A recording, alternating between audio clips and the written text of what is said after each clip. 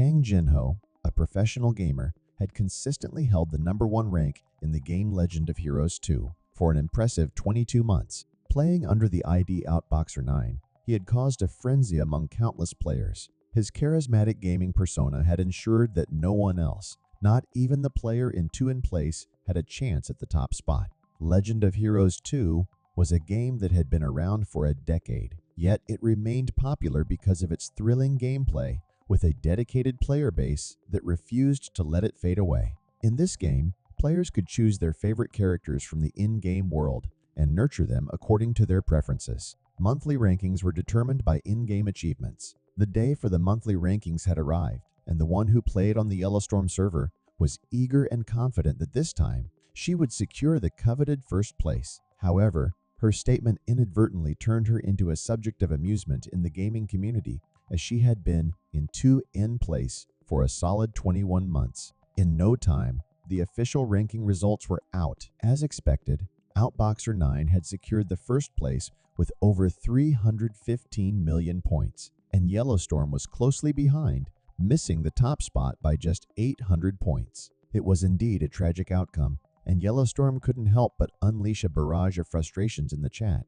leading to multiple system warnings for inappropriate language. With the rankings now settled, the top spot was quickly vacated, and players engaged in non-stop discussions. Frustrated with the results, Yellowstorm swiftly exited the distressing scenario. Suddenly, a notification appeared. User Kang Jinho has entered Pleiades. User Yuhee has entered Pleiades. Kang Jinho was taken aback, feeling breathless and disoriented. He couldn't fathom his current state and surroundings. Approaching a mirror for clarity, he was further surprised to see a younger-looking version of his character from Legend of Heroes 2. Isn't this my Legend of Heroes 2 character? A younger version at that. Kang Jinho muttered in astonishment. Before he could make sense of the situation, a flood of information rushed into his mind. He realized that he had been transported into the mythical world of the Pleiades, where heroes from Legend of Heroes 2 embarked on epic adventures. This realm was a place where nations waged war, and both demons and angels could descend. Drawing from his extensive knowledge of isekai stories, Kang Jinho swiftly grasped the unusual situation. I entered into the game, and as the former trail, Uter Brile. Yeah, this face definitely belongs to the character that I played as Outboxer 9, the second son of the house renowned for their swordsmanship, the Bale House's Uter Bale. While still grappling with shock, a voice from outside startled him with the words, "Young master, would it be all right if I entered?" Before Kang Jinho could react, an individual entered the room. In this unexpected encounter, his mind was once again flooded with information, introducing the newcomer as Maya, the absent-minded maid from the Bale household.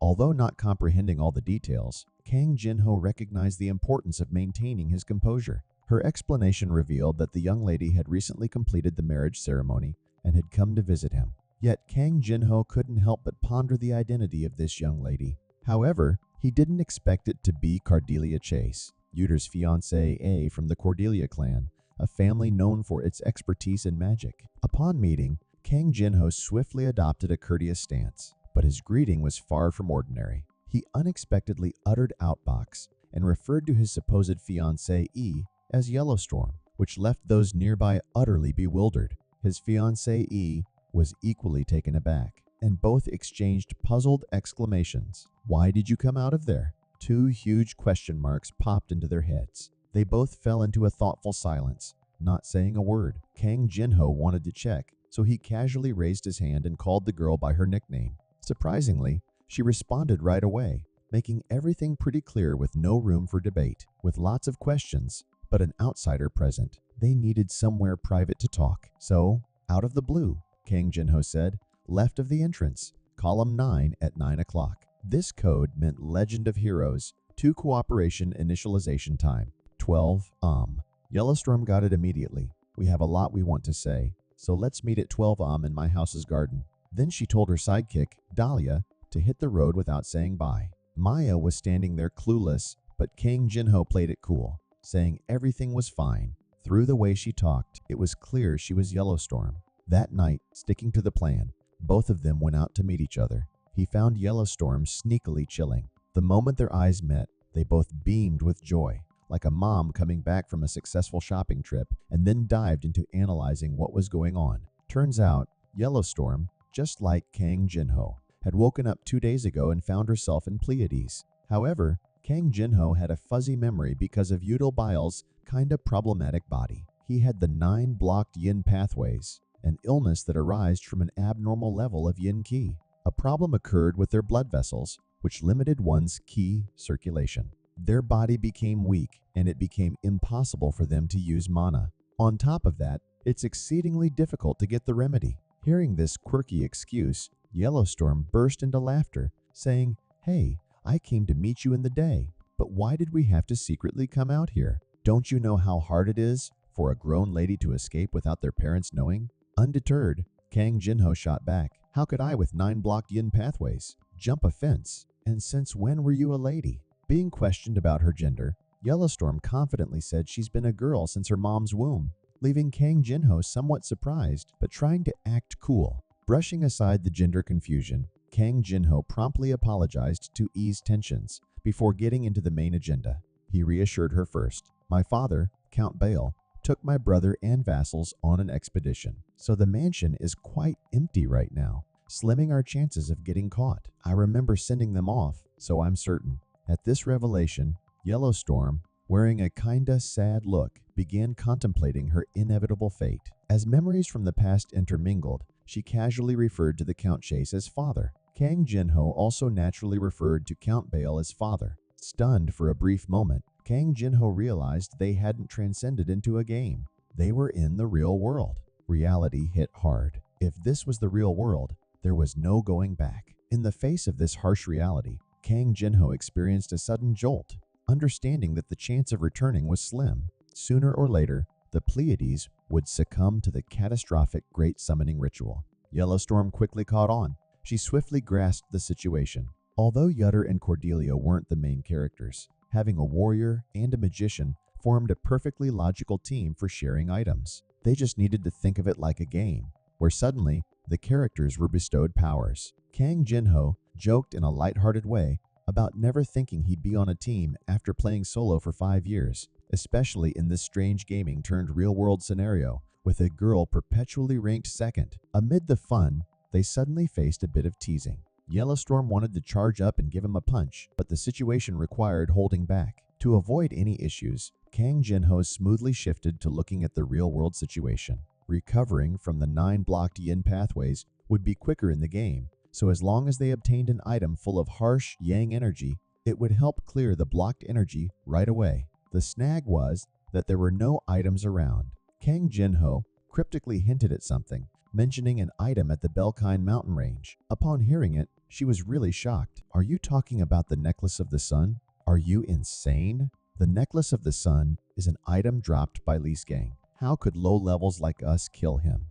Gang is a mid-game boss, but Kang Jinho had a plan, claiming he knew a way. The deal was set, and they agreed to meet up at the mountain range on horseback. The next day, as planned, they pretended to go for a stroll in the nearby forest. Kang Jinho skillfully diverted the guards with some flirty banter. Both of them found a chance away from the watchful guards to plan their attack. Their plan was to ambush Gang at level 1 and grab the Necklace of the Sun, a sacred item filled with demonic power, dropped by a mid-boss. Kang Jinho asked if Yellowstorm had the gear he asked for. She reluctantly revealed items from her dress, earning a begrudging compliment. Kang Jinho pointed toward a cliff. He had checked it on the way here, confirming it matched the area in the game. The plan was to approach the wall. Yellowstorm would magically leap, the quickest shortcut to the mountain. Unable to bring the 2 guards along, they needed to ensure their tails were cut. Kang Jinho leaned close to Yellowstorm and laid out a plan that required her not to curse or strike after hearing it.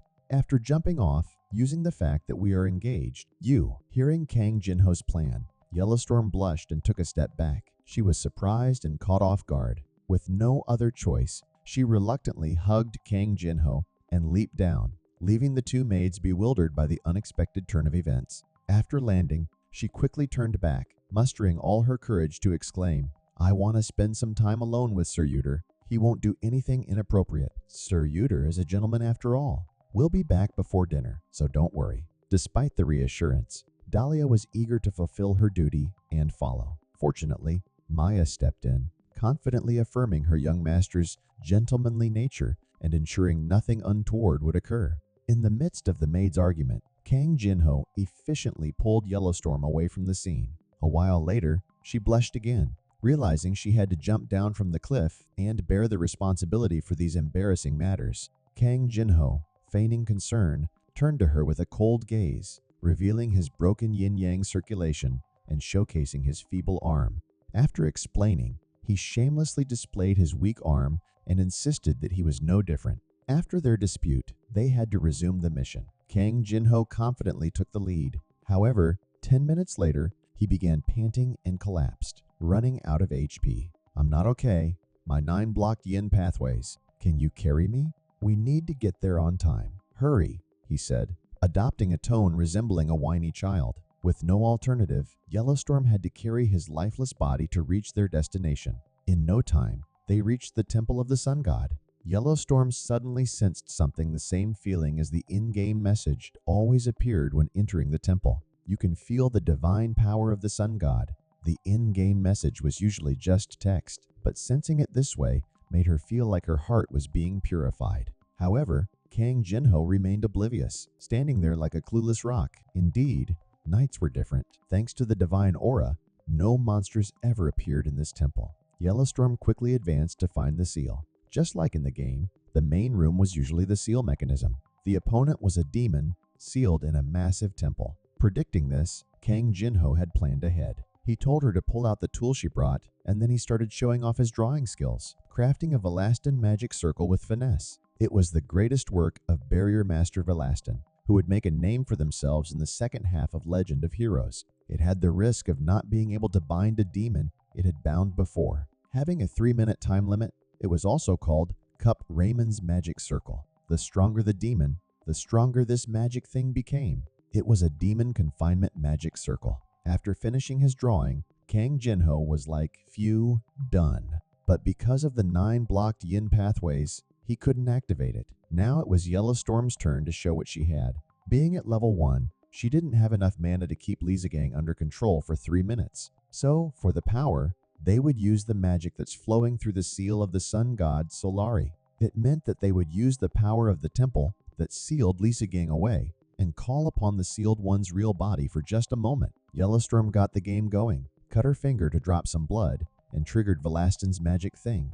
"Oh, it's shining. A success. It's shaking a lot, are you?" Kang Jinho freaked out, but Yellowstorm was pumped. She felt the mana getting dense real quick, Solari's seal breaking, and Lizagang getting held back by these iron chains popping up. Kang Jinho looked at the monster, thinking it was going to get squashed by the pressure, but Yellowstorm wasn't on the same page. She was so excited, pointing forward. "It's here, Outboxer. It's here, there, on its hips, the necklace of the sun." Yellowstorm waved her staff around, telling him to hurry up and snatch it before it woke up. All she had in her head was grabbing that thing, not thinking about anything else. Kang Jinho moved fast, wielding a stick with everyone cheering him on. But, no surprise, it wasn't going to be that easy. Right when they were about to make it, the monster suddenly opened its eyes, freaking them out. In that tight spot, the young guy somehow managed to hack off the necklace. "You blasted insects," Lizagang angrily yelled at them. Even though it was sealed, the power still scared these level 1 folks. And then, Kang Jinho's legs suddenly wouldn't move, and his asthma decided to kick in at the worst time. Seeing her buddy struggling, Yellowstorm jumped into action. Instead of getting eaten, she leveled up by smacking the monster up close. Yellowstorm was thrilled, originally planning to grab a few items and go, but little did she know that luck would shine on her. Feeling pumped, and with Kang Jinho's gamer instincts kicking in, he immediately caught onto the effectiveness of this attack. He wanted to level up too, so he shrugged off his illness, got up, took the sun necklace, and recited Solari's prayer. Turns out, it was incredibly rewarding, an instant level up. Since Velastin's magical circle could only be used once, this was their only shot to defeat the sealed Lizagang. So, both of them charged in, attacking non-stop with just a minute left. Lizagang spewed curses continuously, threatening and asking if they knew who he was. Before the magic wore off and the monster got pounded into nothingness, it swore that upon release, it would make them feel pain. With the loot in hand and levels on the rise, the two hurriedly made their way back, literally in a rush, as Kang Jinho had absolutely no energy left to walk. That night, Upon Yuhee and Cordelia's return home, they were grounded for 10 days. After completing 10 laps of training to improve his stamina, Kang Jinho laid on the bed, groaning and cursing the darn yin-yang congestion illness. Glancing at the sun necklace, he suddenly recalled Yellowstorm, sending shivers down her spine on the other side. If this world was real, their top priority would be survival. At the ending of Legend of Heroes 2, Pleiadies would be destroyed by the Great Summoning Ritual, unleashing countless angels and demons in Armageddon. To stop the Great Summoning Ritual, a weak guy who hadn't finished running 10 laps and a one-star magician were sorely lacking. Even with whatever patience he had left, he realized it was time to lay the foundation for development alongside Cordelia. And to achieve that, a love letter was dispatched to Yellowstorm, with romantic language edits from Maya.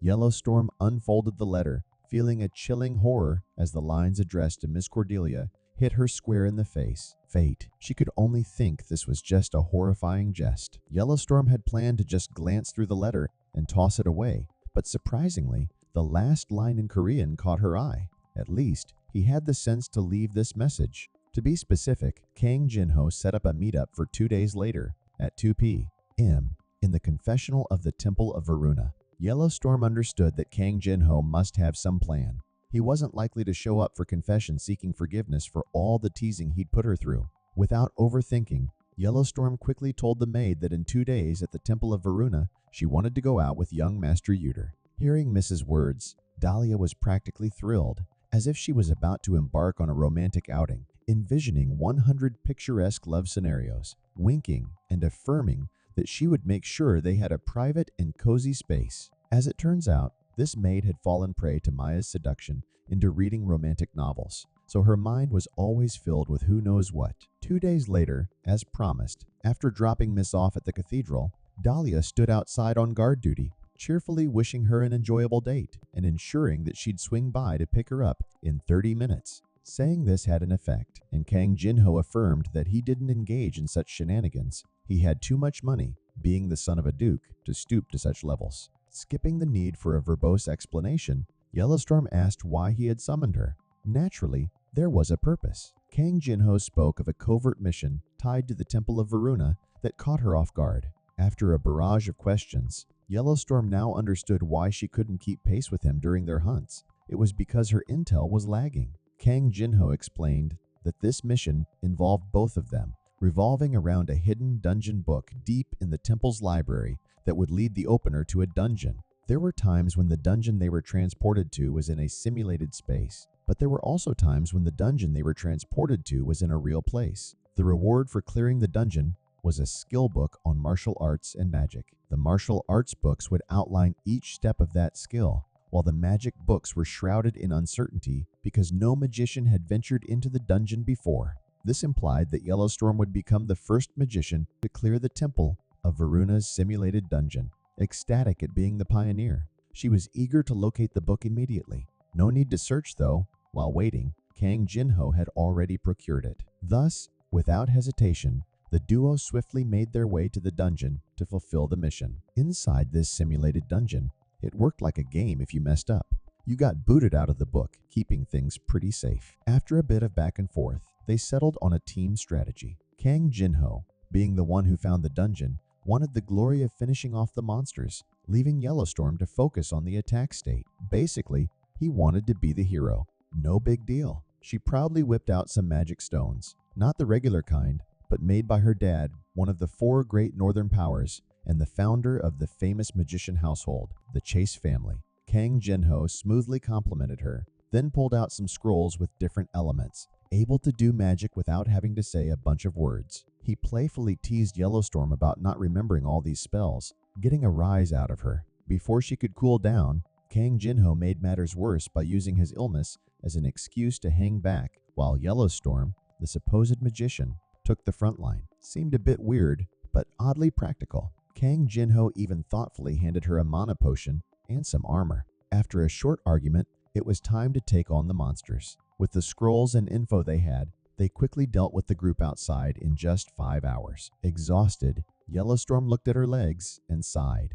In the game, all I had to do was click a ton, but when it's real life, my legs hurt like hell. I shouldn't have worn heels. Sensing a bad vibe, Kang Jinho suggested they take a break, but in the middle of her frustration, Yellowstorm impulsively swung a chain.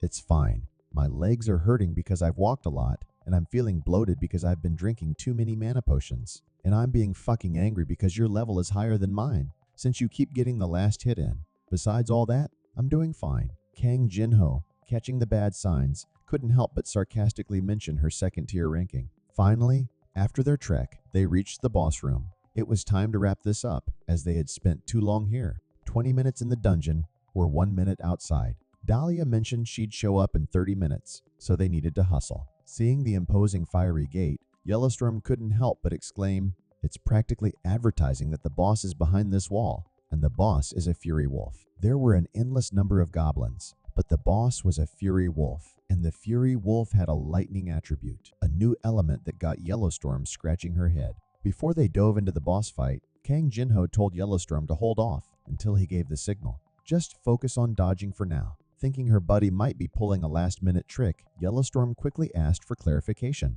Kang Jinho explained that the usual tactics won't cut it with this particular boss, so he needed to get a few things in order. Boom! Level 17 werewolf was right in their faces. As expected, it went straight for Kang Jinho with its first move. Since these wolf creatures usually stick to a predictable straight-line attack, he smoothly dodged its blows. The werewolf took in 2 restraints, double bind and grease, and then got zapped with a lightning spell right in the face, followed by another. Cue painful howls. That's when Yellowstorm noticed something off. Despite the constant attacks, it looked like the werewolf shrugged off the damage, and bizarrely, it got even stronger. Watching Kang Jinho's excited face and putting 2 and 2 together, she figured he was using thunder spells against a creature vibing with the same element. Now it made sense that, no matter how many lightning spells she threw, it only pumped up the werewolf's power. At that moment, Kang Jinho checked out his loot and exclaimed, "Bingo!" It probably awakened. To keep the mood light and not tick off his buddies,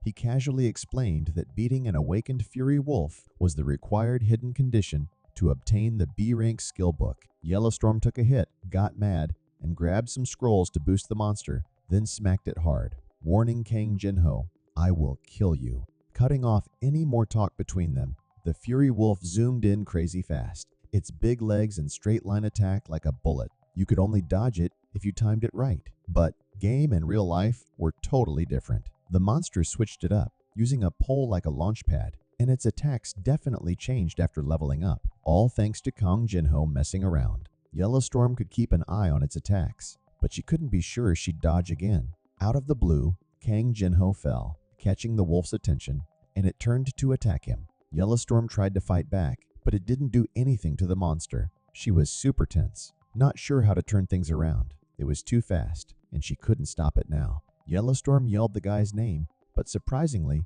the wolf suddenly clutched its face in pain, rolling around and letting out a weird smell. Kang Jinho stood up, showing off a bag, and excitedly explained that a dog's sense of smell is way stronger than a human's, and now that it awakened, it couldn't withstand the scent bomb he made. He tried to act cool, saying trump cards should always be pulled out at the last second, but then he quickly turned away from the gross smell. But instead of bragging, they had to deal with it before everything wore off. Yellowstorm gave a scary look, saying, "Bad Wolfie, it's time for your medicine." A big explosion shook the ground, and a message popped up. "You obtained the title Who Slew a Fury Wolf before level 10. All your stats permanently increase by 1, just like in the game." In the wake of earning the new title, Yellowstorm couldn't contain her excitement, breaking into a wide grin. Observing her joy, Kang Jinho hoped that this might make her forget about the whole incident where he provoked the fierce wolf without warning. However, reality turned out differently. Right after expressing this hope, Yellowstorm abruptly turned around, cast a spell that made him tumble, and then playfully threatened Kang Jinho that if he pulled such a stunt again, she'd deal with him like that boss wolf. With the misunderstanding resolved, both swiftly approached the mission rewards. Yellowstorm quickly let go of her earlier anger, while embracing the magical book, lost in thoughts about the beautiful things it might contain.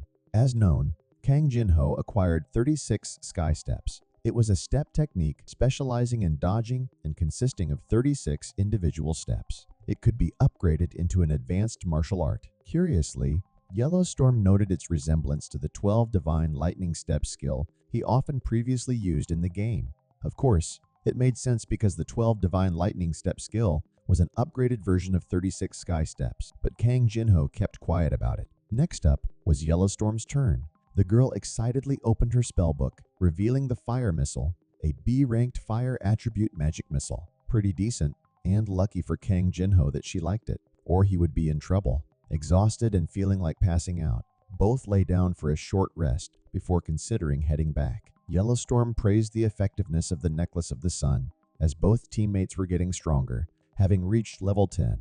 And of course, they couldn't just stand still. They had to tackle more missions. Both turned to each other and shouted, "The invasion of the Demon Hand event." True to its ranking at the top, just a mention of it and everyone knew. Characters in The Legend of Heroes 2 all had their own main scenario. Naturally, no matter which character they played, the outcome was the world's doom. However, one particularly tragic storyline was that of Cordelia Chase. It started from her leaving on a journey to attend a friendly social gathering amidst the 12 children of the Northern clans. On the day of the massive event that was the social gathering, by the hands of demon worshippers called Demon Hand, the peaceful social gathering descended into chaos. Most of the children of the 12 clans that participated in the party were either murdered, kidnapped, or brainwashed. Luckily, Cordelia managed to escape in the nick of time, having lost her guards, who were like family to her, as well as friends that she reunited after so long. It was a hellish scenario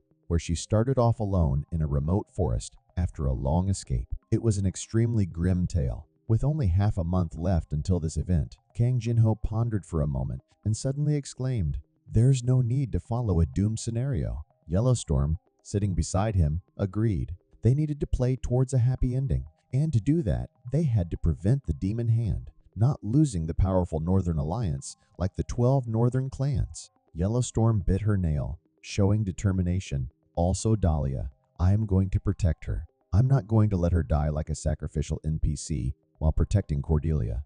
Chap 12. Just because she gained memories of her time on Earth didn't mean that her memories of living in Pleiades had disappeared. She had both her memories of enjoying Legend of Heroes 2 and her memories of living and growing up here. The violence in Cordelia's story probably hit harder for her than anyone else out there. She was very strong as Yellowstorm, but at the end of the day, she was the one and only Cordelia. In the game, Yutterbale couldn't make it to the social gathering due to his 9 blocked yin pathways, but that wasn't a big deal. Running her fingers through her hair, Yellowstorm looked a bit shy anyway. "Since you've gotten a bit better, you're gonna go with me to the social, right?" After some thought, since their original plan was to change the story, there was no need to get worked up about it. "Well, if my dear Cordelia wishes it to be so," Kang Jinho's words gave the girl a warm feeling. Though she liked it, couldn't quite put it into words. The next day, Kang Jinho, as usual, jogged 10 laps around the field. But thanks to the necklace and picking up new skills, he seemed much healthier. Victor Cromwell, his mentor, was impressed, saying that his performance had gotten a lot better, and at that rate, he could start learning the family's traditional martial arts when the Earl returned.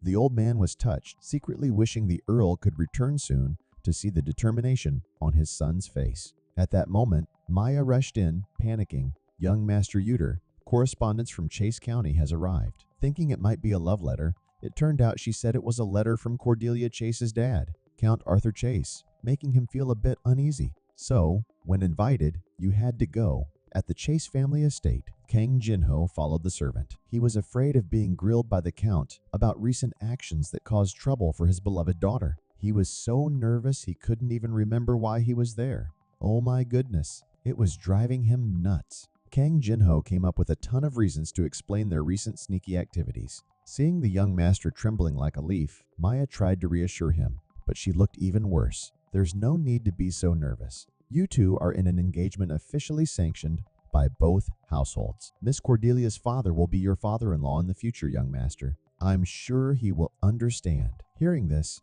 the young man felt a bit calmer. Yeah, Maya is right. Let's calm down. He just wants to meet the person who will be his son-in-law face to face. But the more he thought about it, the more he felt it wasn't that simple. After all, family members were scary. To spare him from more internal screaming, Butler Dahlia arrived to escort the young master inside. with Yellowstorm blissfully unaware of this meeting, still enjoying a peaceful nap.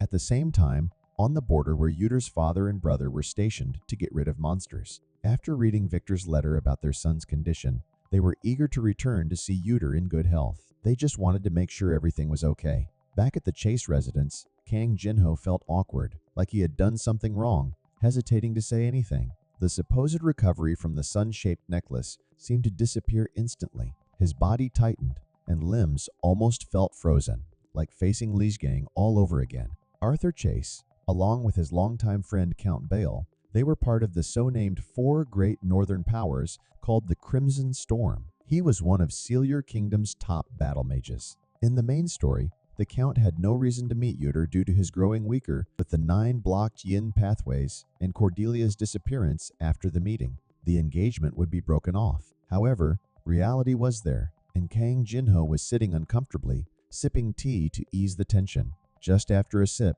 he felt lightheaded. It tasted oddly sweet. In that moment, the Count spoke up, catching him off guard. He pondered whether to say something or just kneel down for a quick resolution. After all, he decided to show him the necklace and said that they accidentally stumbled upon it while strolling in the flower garden. Holding the necklace in his hand, Arthur examined it for a while. The religious order's greatest treasure, a relic. This is quite the opportunity of a lifetime. Just by holding it like this, I can feel the extreme yang energy continuously radiating out. After a brief pause, he took out a gift from his pocket and handed it to his son-in-law. Kang Jinho opened it and was surprised to find an extreme yang pill, one of the ingredients to treat the 9 blocked yin pathways. Before he could express his surprise, the Count continued, "And I also heard that when you both fell off the cliff, Cordelia Princess carried you and jumped off. Is that true? You weak bastard." After cursing, he pulled out another gift box and handed it to the young man,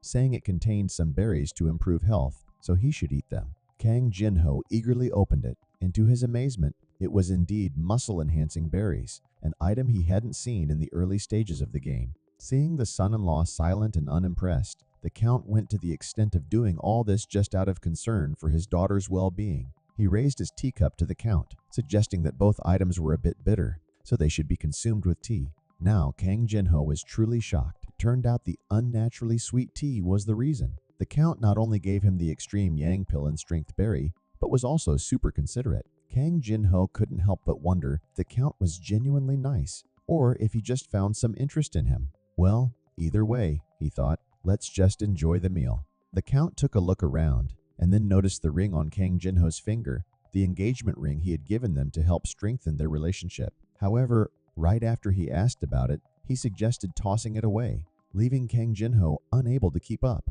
In surprise, he blurted out, "Excuse me? Could I ask you why you're suddenly asking me to do that?"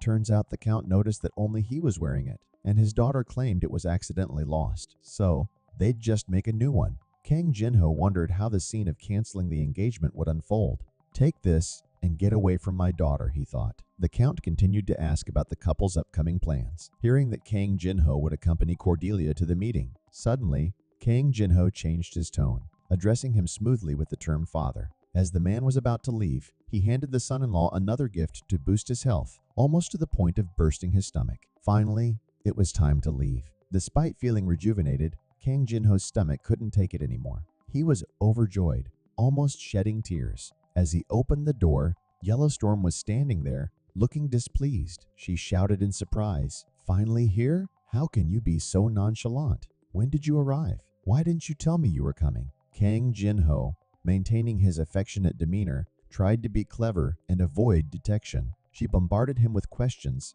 as if no one was around. To avoid exposure, he suggested they go for a stroll in the garden outside. Kang Jinho changed the story, saying the Count gave him those items because he wanted him to be stronger for their journey. He even knew about them running away at the flower field, so he bought that area. Regardless, the issue wasn't about running. It was because she had carried him that day, and the Count wanted to give him a bunch of items. After hearing the story, Yellowstorm felt a bit relieved. She looked over at him, noticing that the dark circles under his eyes had gradually faded, and it seemed like his condition was slowly recovering. She worried about his upcoming journey and whether Kang Jinho could go with her or not. In the main story, after recovering from the illness, he had to pass his father's inspection before being allowed to leave the place he was born. About a week later, Yellowstorm was chilling with a book when a servant dropped off a letter from Kang Jinho. She muttered, thinking she wouldn't have to see him until the gathering. Something must come up. Skipping the irrelevant stuff, she fast-tracked to the end to figure out what he really wanted. The gist was that Count Bale would return soon, and Yellowstorm needed to talk him into letting his son tag along. With no specific date or time, Yellowstorm pondered how to craft a convincing letter. Before she could think further, Dahlia burst in urgently with news. There was a message from her father, a friend of Count Bale and Yuter's dad, saying he would return today. So she had to get ready to go to the Bale estate for the upcoming meeting. Yellowstorm was left flabbergasted. 2 days later, at the Bale family dining room, facing the parents, Yellowstorm felt utterly embarrassed. Kang Jinho couldn't help but recall his awkward situation a few days prior. Kang Jinho's older brother expressed gratitude to Yellowstorm, calling her the lucky star that significantly improved his brother's appearance. Then, Count Alex inquired if she had any requests or pleas. Nervously, Yellowstorm was about to speak, but Kang Jinho jumped in, explaining that she wanted to accompany him to the gathering. While the older brother supported him, his father remained adamant, deeming his delicate son unready to leave his birthplace. As anticipated, Count Alex refused. With no other choice, Yellowstorm stood up and uttered, "Father, that means I really want to go." With young Master Yuter, despite the daughter-in-law's plea, Alex tried to add more reasons. Unable to remain silent, Yellowstorm's father, Count Arthur, stepped in. After a series of subtle messages and persistent appeals from his steadfast friend, Alex finally relented. "If she's going this far, this won't do. Yuter, I heard from Victor that you are in fit enough condition to learn our martial arts. How about we start your lessons this afternoon? I am quite the strict teacher. You better keep up, Yuter." This unprecedented turn of events had Kang Jinho elated, questioning whether this was an unexpected bonus. A few days later, everything was set for their journey to the gathering. In the morning of departure, even though they had just rolled out of bed, both were dead tired from training like crazy at home for the past 4 days. They hopped on their horses with enthusiasm, but the worries of their 2 old dads and elder brother lingered in the background.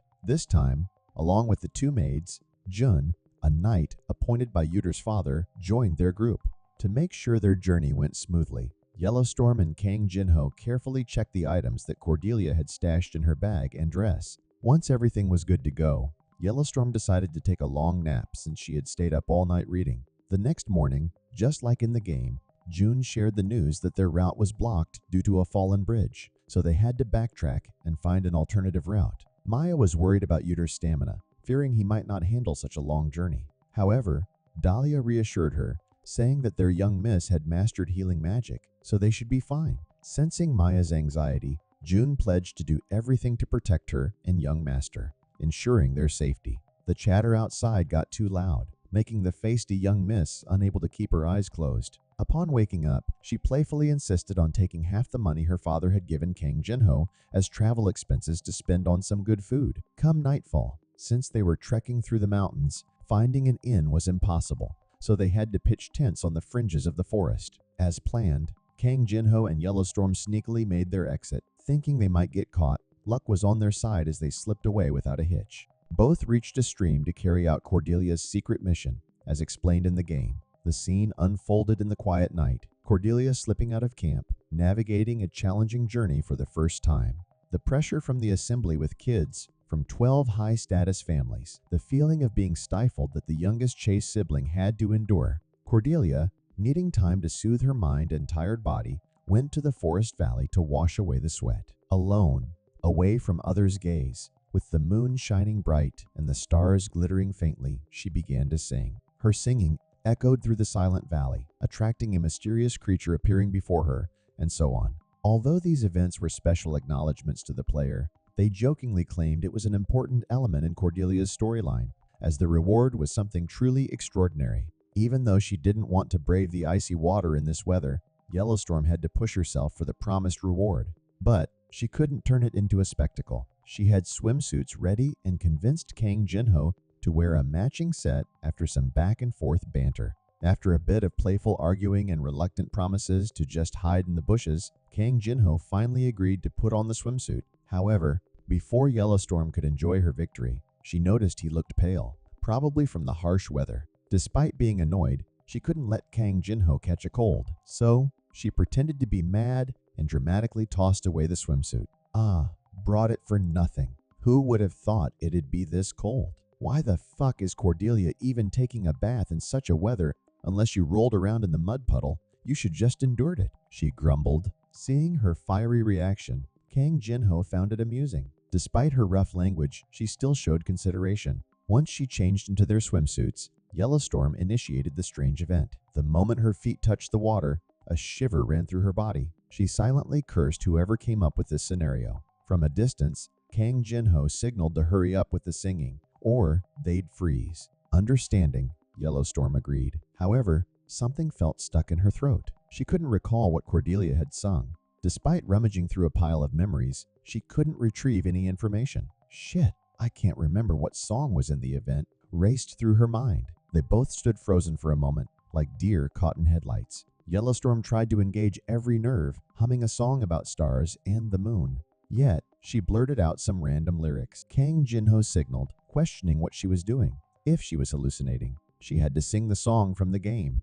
Trying to compose herself, she couldn't recall what to sing. It was another song about stars and the moon, and this was reality. No time limit here. But she was the first to promise to do it perfectly. Kang Jinho thought it made sense. The song could be different, but the singer was still the same. So it should be okay, and it was cute. Just as he contemplated it, it worked. The small spirits appeared. They were called Fairy, a race of free-flying fairy creatures, only appearing in tasks dedicated to Cordelia. The fairy girls twirled happily around Yellowstorm, praising her for her cute look with cherry red hair and fair skin. Curious and childlike, they bombarded her with questions, urging her to keep singing because they wanted more. Observing from a distance, Kang Jinho realized these insect-like creatures mirrored those in the game, emphasizing that Cordelia's appearance was as crucial as the song. Everything was going smoothly until now. They just needed the other entity to make an appearance. On this side, the fairies continued to encircle Yellowstorm,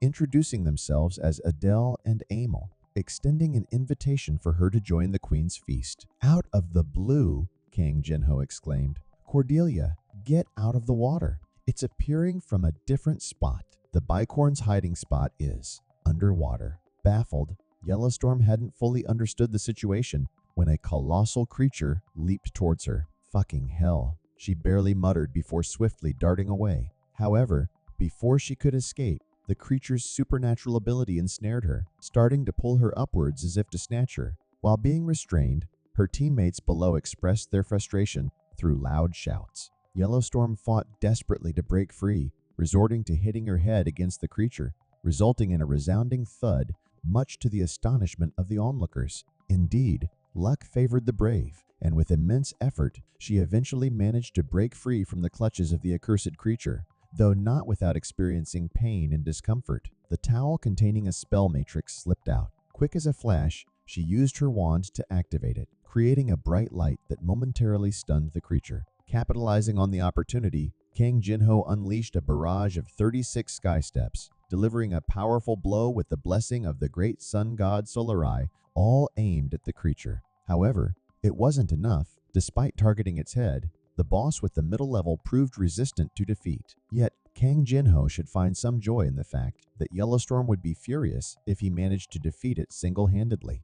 Down below, Yellowstorm focused on infusing extra fire attribute into the magic missile. Though tricky near water, her skills made it work. After enduring a powerful fire attack, the creature, believed to have met its end, remained standing defiantly. Typically, the mission would involve just chasing it away, but understanding the importance of its horn, they couldn't let it escape that easily. Without hesitation, they teamed up for a coordinated attack. Yellowstorm conjured a deep magic pit to entangle and hinder the creature. However, after casting multiple spells in a row, it seemed she hit her limit and collapsed. Yellowstorm crumpled to the ground, feeling dizzy and overwhelmed. The creature changed course and came at the girl, but conveniently fell right into the pit Yellowstorm had set up. With her teammate completely exhausted, Kang Jinho stepped up to finish the job. Remembering what his dad taught him before their longest journey, he recalled the decisive blow, a strong move for taking advantage of an enemy's weakness,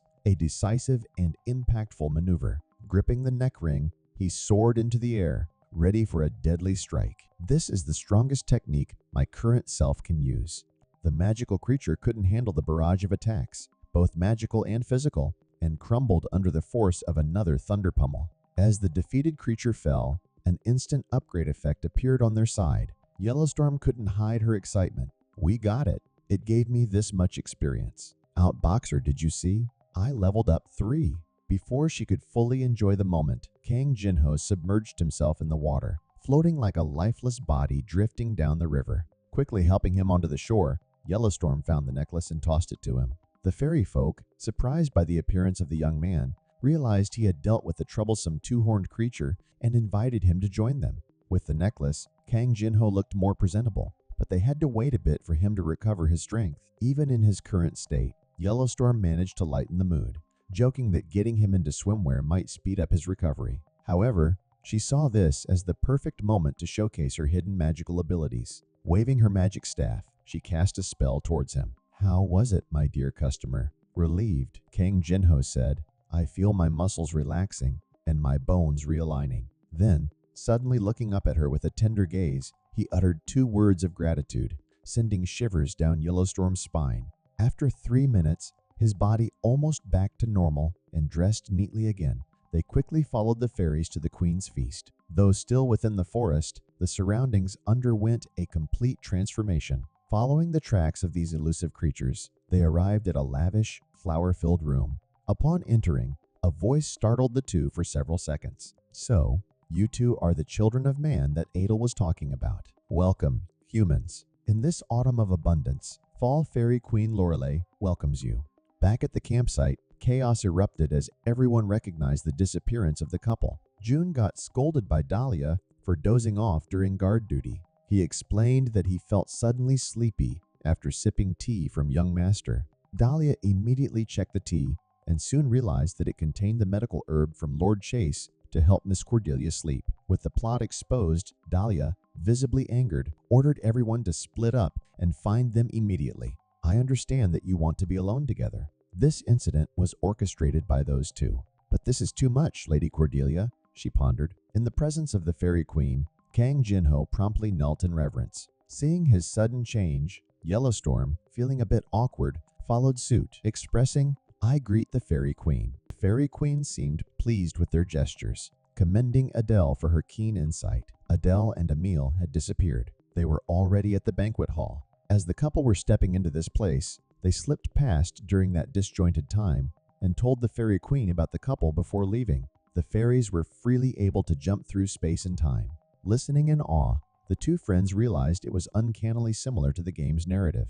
The bicorn used to be a persistent headache for the fairies, but now it had been neatly handled by the couple. In gratitude, the Fairy Queen suggested rewarding them. At the mention of rewards, Kang Jinho grinned. Everything seemed to align with the plan. Typically, this would be an automatic event without any external interference. Cordelia would chase away the troublesome creature, and then the invitation to the celestial feast from the Fairy Queen would follow. But the original story had changed. Rather than stop at driving the bicorn away, they crushed it. It made Kang Jinho wonder if the rewards would now hold greater value. "Since she said you two, it means that there's 2 rewards, right? I'm looking forward to it." What were the things fairies could give again? Fairy rock, fairy whispers? But the thing I need the most right now is moonlight. Without keeping them waiting, the Fairy Queen snapped her fingers, and 2 precious items appeared beside her. Yellowstorm received the moonlight, a staff that had been basking in moonlight here for over 100 years. As for Kang Jinho, he was genuinely surprised. He received fairy footsteps. As Dang recognizes the mysterious group as the Fangs Club, Lin can't help but imagine a group of people with actual fangs hanging from their mouths like Halloween props. Dang explains that Xu Kan, the manager who betrayed her, had hired the 3. Lin still doesn't know who Xu Kan is, but he's impressed by Dang's fierce determination to face the people who almost killed her. He thinks she's like a superhero seeking revenge. Go Dang! Lin decides to take matters into his own hands, but Dang is curious about his plan. With a secretive grin, he pushes her out of the elevator, telling her to go back alone. She wonders, what's Lin up to? Is he going to do something dangerous? He should have told me his plan. Nevertheless, she trusts Lin and has Gully hide him from the security cameras in the building. In another room, the Fangs Club is having a tense meeting with Chen.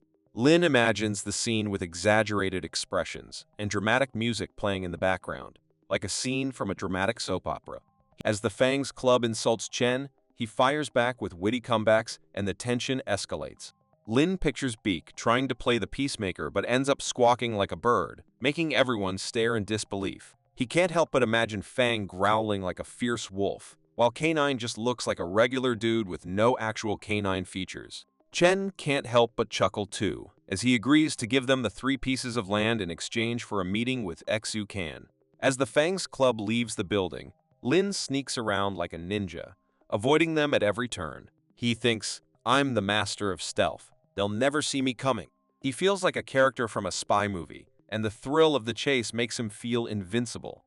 In the end, Lin manages to evade the Fangs Club and get back to Dang safely. She's impressed by his stealthy moves and can't help but laugh at his antics. "You're like a Lin enters the room where Dang has been waiting and drops a bombshell they have to take down Xu. Dang is taken aback, thinking, "Did Lin just say kill? Is this some virtual vendetta?" Lin can't help but chuckle at her shocked expression. He divulges Xu Can's current location, the Bay Zone. Lin had struck a deal with Chen they'd help him acquire 3 lands, and in return, he'd spill the beans on Xu Can's whereabouts. "Cunning move, Lin." Dang recalls having a photo shoot at one of the locations. Lin grins, picturing her striking poses like a superstar. He shakes off the funny thought and realizes Dang's experience might come in handy. She knows the terrain, and they can use that to their advantage. Their plan is set help Chen secure the lands in the waterfront zone to control the harbor. With that in their hands, they can swiftly reach the opposite bank and inch closer to the Bay Zone.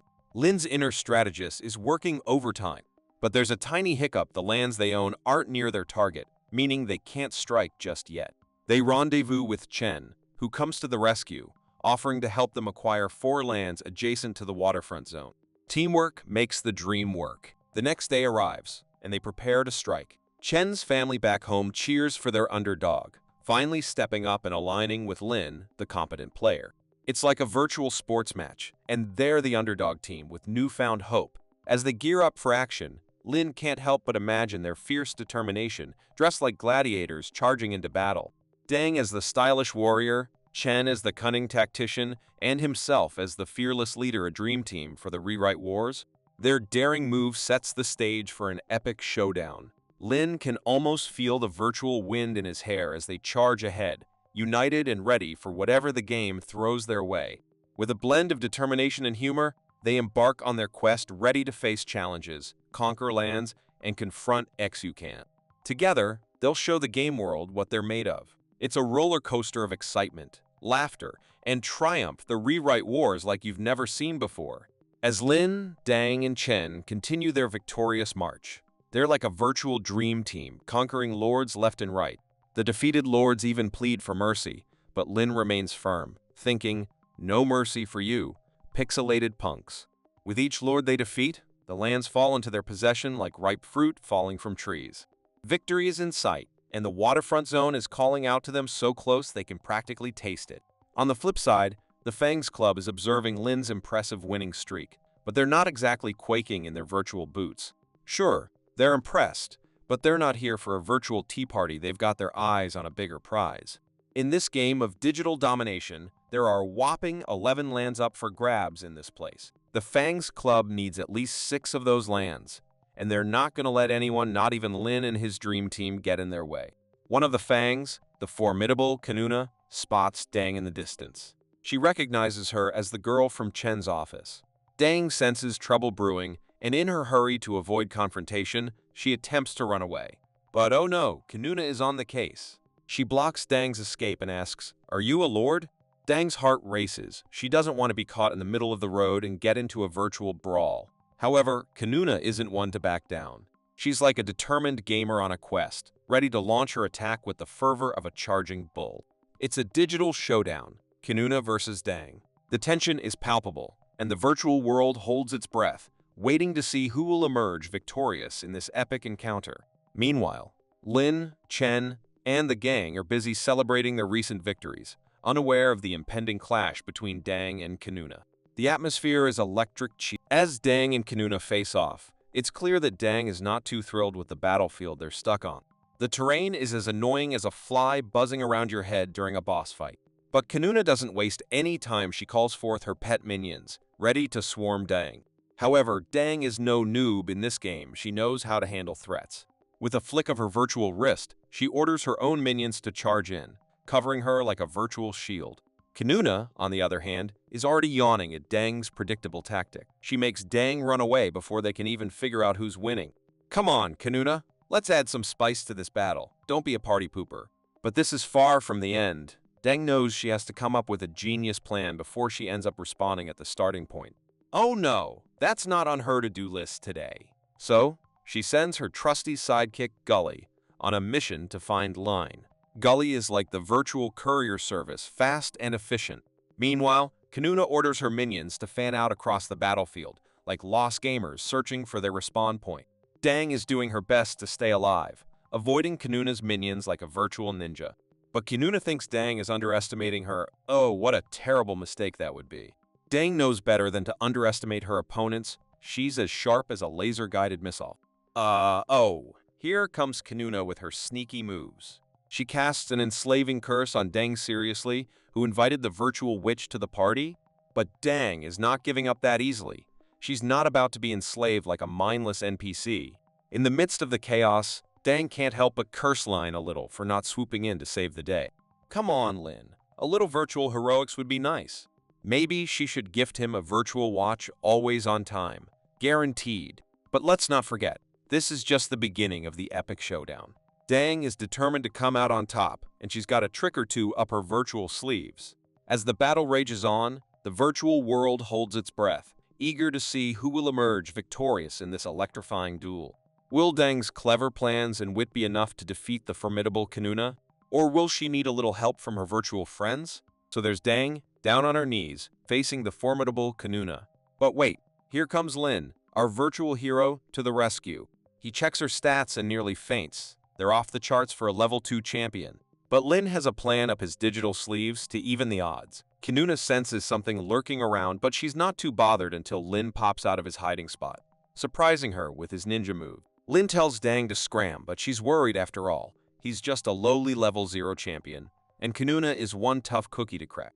Sounds like Dang might be underestimating our hero, but that's okay because Lin's got a trick or two under his digital cape. He reveals his secret weapon, the Little Sparrow. Dang leaves, warning him to be careful, and now it's Lin versus the fierce femme fatale. Game on. Kanuna tries her usual minions trick, and even casts her enslaving curse. But surprise, surprise, it fizzles out on Lin. Looks like she's met her match in this virtual battle. But wait, things take a wild turn. Lin's cool demeanor starts to crack. He's out of control, and he's out for blood. He unleashes the quick draw technique, but whoosh, he's thrown back by some mysterious force. And just when you thought it was a one-on-one showdown, Kanuna spills the beans she's not alone. It seems her buddies have arrived, and they're all here to rain on Lin's parade. Will Lin be able to handle the odds stacked against him? Can he outwit not just Kanuna but her whole gang of troublemakers? Oh, the virtual drama. Kanuna's allies are getting impatient, wondering what's taking her so long to deal with our dear Line, the supposed nobody. But wait, there's a new guy on the block, and he's got military prowess. Oh boy, Lin's got a double dose of trouble now, 2 level 2 opponents coming at him like a freight train. Bam! Lin gets hit hard, and down he goes for the umpteenth time. He's starting to think this whole thing was a bad idea. Maybe he should just throw in the virtual towel and call it quits. Kanuna's decided to leave the scene, leaving her partner to finish off Lin. 2 against 1? Not fair, right? And yup, you guessed it, Lin's defeated. The big L on his virtual forehead.